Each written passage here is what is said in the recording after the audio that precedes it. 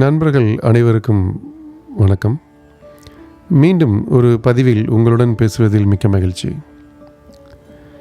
இன்று ஒரு கேள்வி, அதற்கு உண்டான பதில். கோபத்தை எவ்வாறு கட்டுப்படுத்துவது? அதான் கேள்வி. கோபத்தை கட்டுப்படுத்துவதற்கு உண்டான ரகசியங்கள் தெரிவதற்கு முன்னால், கோபப்படுவதால் நாம் எதை இழக்கிறோம் அப்படிங்கிற ஒரு விஷயத்தை நாம் தெரிஞ்சுக்கணும். இது தெரிந்தால் கோபத்தை கட்டுப்படுத்துவது மிக எளிது அப்படிங்கிறது என்னுடைய கருத்து. ஒரு வீரன், அதாவது ஒரு விளையாட்டு வீரன், ஒரு ஓட்டப்பந்தய வீரன் வச்சுக்கலாமா, அவன் தொடர்ந்து ஓடும் பொழுது அவனுடைய இலக்கு எது அப்படின்னு தெரிந்தால்தான் அவனால் முழு சக்தியோடு, அவன் என்னென்ன பயிற்சியை பெற்றானோ அனைத்தையும் உள்வாங்கி அவனால் ஓடி அந்த இலக்கை அடைவதற்கு உண்டான அனைத்து முயற்சிகளையும் செய்து கொண்டிருப்பான். ஏன்னால் இலக்கு என்ன அப்படிங்கிறது அவருக்கு தெரியும். அதே போல்தான் இதுவும். கோபத்தை கட்டுப்படுத்துவதற்கு முன்னால், இந்த கோபத்தை நாம் அடைந்தால், அதாவது கோபம் அப்படிங்கிற மனுஷனுக்கு வரும்பொழுது நம்ம என்னென்னலாம் இழப்போம் அப்படிங்கிறத ஒரு சின்ன கிளான்ஸ் பார்ப்போம். அனுபவ படம். ஓகேவா? கோபம் அப்படின்னு நம்ம பட்ட உடனே முதலில் நாம் என்ன இழப்போம் அப்படின்னா, நம்முடைய உடல் ஆரோக்கியம், இதை முழுவதுமாகவே இழந்து விடுவோம். இப்போ கோபத்துக்கும் ஆரோக்கியத்துக்கும் என்ன சார் அப்படி சம்மந்தம் அப்படின்னா, அதுதான் சம்மந்தம். நீங்கள் கோபப்பட என்ன ஆகுனா, உங்களுடைய ஹார்ட் பீட்ஸ்லாம் அதிகமாக படன்னு அடிக்கும். கிட்டத்தட்ட ஒரு மிருகத்துக்கு அடிக்கிற அந்த வேகத்தில் உங்களுடைய ஹார்ட் பீட்ஸ் அடிக்கும். அந்த ஹார்ட் பீட் வேகமாக அடித்தாலே மூச்சு அதிகமாக விடுவார்கள். யார் ஒருத்தர் மூச்சு அதிகமாக விடுறானோ அவனுக்கு ஆயுள் கம்மி. இது நான் சொல்லலை, இது அறிவியல். நீங்கள் எங்கே போனாலும் இந்த மூச்சுக்காற்றில் தான் நிற்பாட்டுவார்கள். அப்போ மூச்சுக்காற்று சரியில்லை அப்படின்னா ஆரோக்கியம் குறைவாகும், உடல் பாதிக்கும். ஒன்று. ரெண்டாவது, உங்களை நம்பி இருப்பவர்கள், உங்களை விரும்புபவர்களிடமிருந்து நீங்கள் தனித்து விடப்படுவீர்கள். அது யாராக இருந்தாலும் சரி, அது உங்கள் கணவன் மனைவியாக இருந்தாலும் சரி, தாய் தந்தையாக இருந்தாலும் சரி, குழந்தையாக இருந்தாலும் சரி, அது பள்ளியில் நண்பர்களாக இருந்தாலும் சரி, நீங்கள் வேலை செய்யக்கூடிய இடத்தில் உங்களுடைய சீனியர்ஸோ ஜூனியர்ஸோ யாராக இருந்தாலும் சரி, நீங்கள் அந்த இடத்தில் இருந்து தனிமைப்படுத்தப்படுவீர்கள். அது உங்களுக்கு தெரியாது.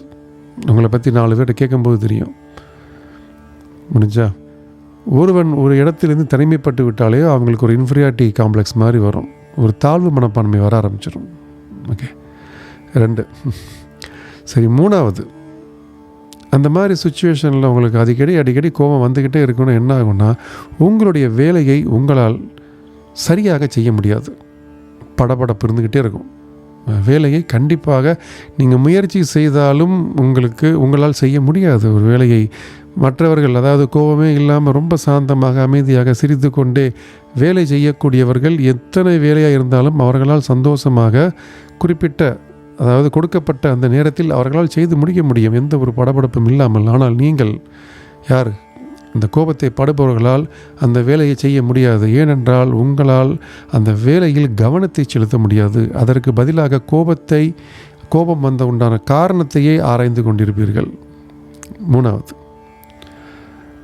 அப்போ இந்த 3மே ஒரு மனுஷனுடைய எவ்வளோ பெரிய நெகட்டிவ். ஆரோக்கியம் போச்சு, ஏற்கனவே தனித்து விடப்படுவார்கள் அப்படிங்கிறது சொல்லியாச்சு. அப்போ எல்லாமே இவ்வளவு நெகட்டிவ் ஒரு மனுஷனுக்கு வரும் பொழுது எந்த வேலையை அவனால் திறன்பட செய்ய முடியும் அப்படின்னு நீங்கள் நம்புகிறீங்க? அப்போ இந்த இழப்பு அப்படிங்கிறது தெரியுதா? அப்போ இது நான் சொல்லக்கூடியது 1, 2 இல்லை ஒரு 3 ரொம்ப சிம்பிளான விஷயம் வச்சுக்கலாம். ஆனால் தெரியாத விஷயங்கள் அதிகமாக உண்டு. பின்னாடி பேசுவார்கள். நீங்கள் எவ்வளோ தான் நல்லவனாக இருந்து இப்படி கோபப்படுறவனாக இருந்தால், நீங்கள் அந்த பக்கம் போனதுக்கப்புறம் பின்னாடி பேசுவார்கள். யாராக இருந்தாலும் பேசுவார்கள்.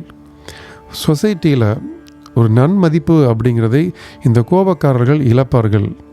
இந்த கோபக்காரனுக்கு, ஆத்திரக்காரனுக்கு புத்தி மட்டம் உண்மைதான். அதற்கு மாறாக என்ன சொல்லுவாங்களோ, கோபம் இருக்கிற இடத்தில் தான் குணம் இருக்கும் அப்படின்னா அது வீட்டுக்குள்ளே தான், பொது இடங்களிலோ குழந்தைகளுக்கு முன்னாடியோ கிடையாது.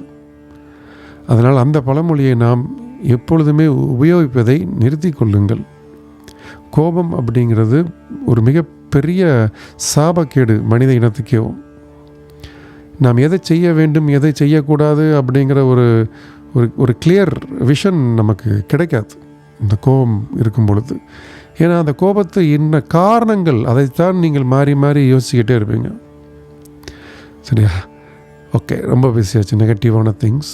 இப்போ பாசிட்டிவாக சொல்கிறேன். இந்த கோபத்தை கட்டுப்படுத்துறதுக்கு என்ன பண்ணணும் அப்படின்னா, இந்த வாழ்க்கை, நாம் வாழ்ந்து கொண்டிருக்கும் வாழ்க்கை, நாம் சிரித்தால் நம்மை நம்பி இருப்பவர்கள், நம்மை சுற்றி இருப்பவர்கள் சிரிப்பார்கள், ஆனந்தமாக இருப்பார்கள்.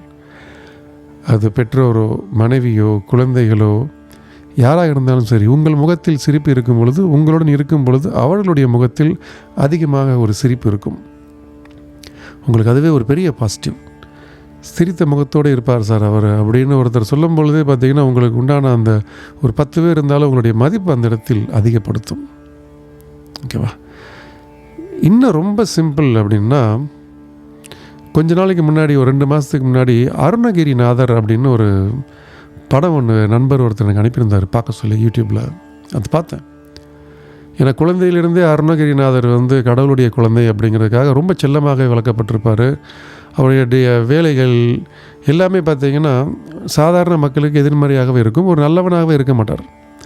தான் செய்த அனைத்து தவறையுமே உணர்ந்து வேண்டாம் அப்படின்னு சொல்லிட்டு ஒரு கோயிலில் போய் அமரும் பொழுது, திருவண்ணாமலை அப்படின்னு நினைக்கிறேன், முருகப்பெருமான் அருணகிரிநாதருக்கு காட்சி அளிக்கிறார். இது வரலாற்றில் பதிவு செய்யப்பட்ட உண்மை. காட்சி கொடுத்து இவர் செய்த தவறுகளுக்கெல்லாம் மன்னிப்பு கேட்கும் பொழுது, நான் எதை செய்தால் இதிலிருந்து என்னால் மீண்டு வர முடியும் அப்படிங்கிற கேள்வியை முருகப்பெருமானிடம் அவர் வைக்கும் பொழுது, முருகப்பெருமான் அவருக்கு கொடுத்த பதில் ரொம்ப ஆச்சரியமாக இருக்கும். ரொம்ப எளிமையானது. சும்மா இரு, அவ்வளோதான். அருணகிரிநாதர் அதைத்தான் செய்தார். ஒன்றுமே பண்ணலை. கண்ணை மூடிட்டு அப்படியே சும்மா உட்கார்ந்தார். அந்த சும்மா உட்கார்ந்தது அப்படிங்கிறத தியானமாக மாறிச்சு. தியானமாக மாறும் பொழுது கடவுள் அவருக்குள்ளே வந்தார்.